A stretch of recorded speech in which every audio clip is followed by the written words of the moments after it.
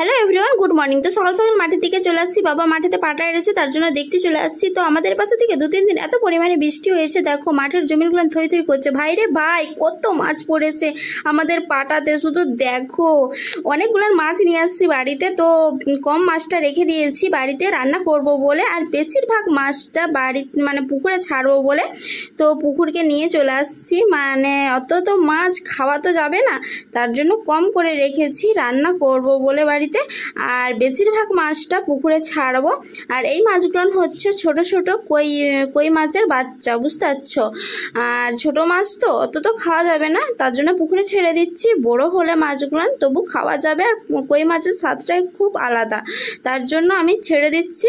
জানি না ফ্রেন্ডস, মাছগুলো সত্যি বাঁচবে না মরে যাবে, সত্যি জানি না, কারণ মাঠের মাছ তো জানি না, ছেড়ে দিচ্ছি।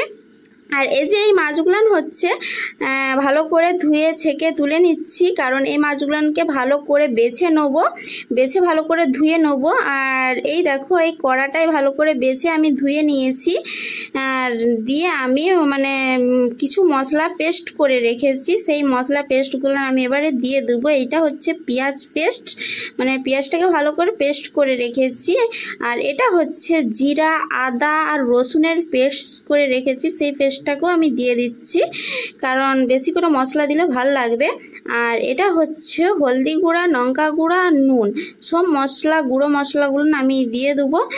দিয়ে এবারে আমি অল্প করে, মানে যতটা পরিমাণে তোমরা তেল যতটা খাবে ততটা পরিমাণে তেল দিয়ে দেবে ভালো করে, দিয়ে ভালো করে এটাকে ভালো করে মাখিয়ে নেবে, বুঝতে পারছো। যত ভালো করে মাখাবে তত তরকারি আরও সুস্বাদু, খুব সুন্দর লাগবে খেতে, বুঝতে পারছো। আর এরকমভাবে রান্না করলে এত সুন্দর টেস্ট আসবে না, খুব সুন্দর একটা টেস্ট আসবে। আমি তো বেশিরভাগই এরকম করে মাছকে সেজে রান্না করি। তোমরা কীরকমভাবে রান্না করো কমেন্ট করে অবশ্যই জানাবে।